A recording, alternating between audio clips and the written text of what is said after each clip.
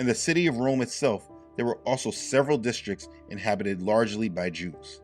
Each of these neighborhoods had its own synagogue. They were able to practice their law and their way of life set by Yah in Rome. They were not led by Yah's power any longer, but they were a people with their own way and their own customs. A set-apart people that had their own set-apart way of life. So what then later happened, the spread of the way started being pushed in the Roman territories. Rome labeled this way as Christianity. The first followers of the way were Jews and those who sympathized with the Jews. But the Jews who did not attach to the message of the Messiah sent, they looked at this new faith as being a new sect, and that it was being spread as a competitor of their influence. But the rest is history after that. We know the belief in Messiah started to spread in this area amongst Rome, first to the Jews and then to the Gentiles. By the early 4th century, Christianity became a permitted religion like the religion of the Jews was. And this took so much influence from the pagan ways that Constantine made Christianity the favored religion, and it was paganism that was tolerated. It was a switch. And then the attitude towards the Jews then changed. The faith was hijacked from this point. There was a complete hijacking of leadership of the faith, and pagans started mingling their belief in with the truth of Yah.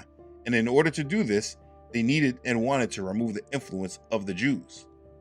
The Council of the Churchmen, which met at the Council of Nicaea in 325 AD, met to discuss the faith, and amongst other agendas, they sought to separate the Jews from the Christians.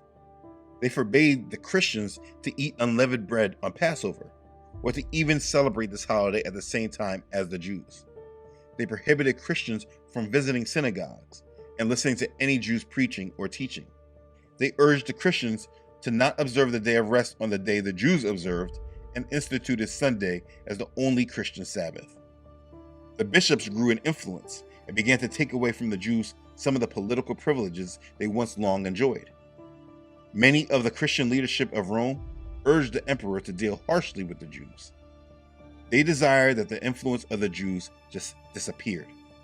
They made the claim that the Jews had always misunderstood the scriptures. They pointed to the loss of their nation of Israel as a sign that Yah had rejected and abandoned them. And now these Romans now feel that they are the holders of the covenant.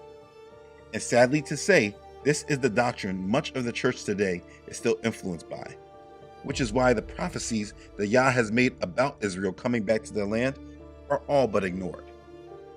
The Roman church hijacked the faith and removed the influence the Jews ever had to it. And so now, in order to understand Yah, you never needed to understand the Jews or Israel and their covenant with Yah. People feel that you only need to understand the God of Israel through the doctrine of the Roman Catholic Church. And that's why they want to consider themselves as the original church, because they removed any influence the Jews ever had over it. And instead of assimilating and letting the faith be led by those who actually understood Yah, they tailored the faith to how they saw God and how they desired to mingle their other gods in with him. And so history continued.